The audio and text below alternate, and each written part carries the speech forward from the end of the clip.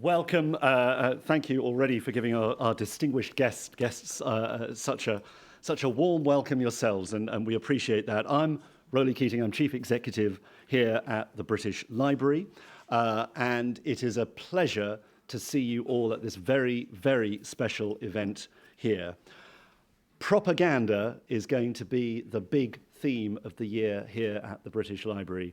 Come May the 17th, we'll be opening one of our most substantial exhibitions, Propaganda, Power and Persuasion, which we think is the first time a major national institution has tackled this idea in the round, drawing extensively on our own collections.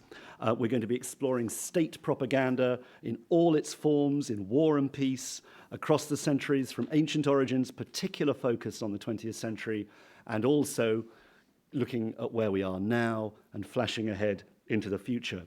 And this will be surrounded, we hope, by one of the biggest public programs of events and discussions and debates we've ever had.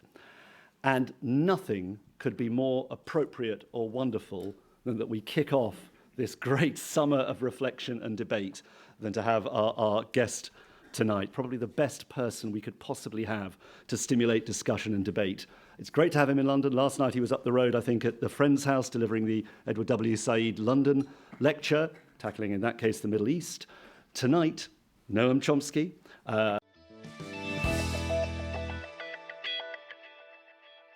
Amazing Sunset Sky Show, presented by Science at NASA. If you love stargazing, there's a date you need to mark on your calendar. It's June. That's right, the whole month. Throughout the month of June 2015, the two brightest planets in the night sky, Venus and Jupiter, are going to converge for a jaw-dropping close encounter. You don't want to miss any of the action. When the sun goes down, step outside and look west. You don't have to wait until the sky fades to black. Venus and Jupiter are so bright, you can see them shining through the twilight. In fact, some people say the planets are especially beautiful when they are surrounded by the cobalt hue of the early evening sky. So don't wait. During the first 2 weeks of June, Venus and Jupiter converge until they are only about 10 degrees apart. For reference, this means they would just fit together inside the bowl of the Big Dipper. You could hide them both, simultaneously, behind the palm of your outstretched hand. This is pretty close, but by the end of the month, this distance will shrink by a factor of 30. In fact, every night in June, the separation between Venus and Jupiter will visibly shrink. One good night to check their progress is June 12th.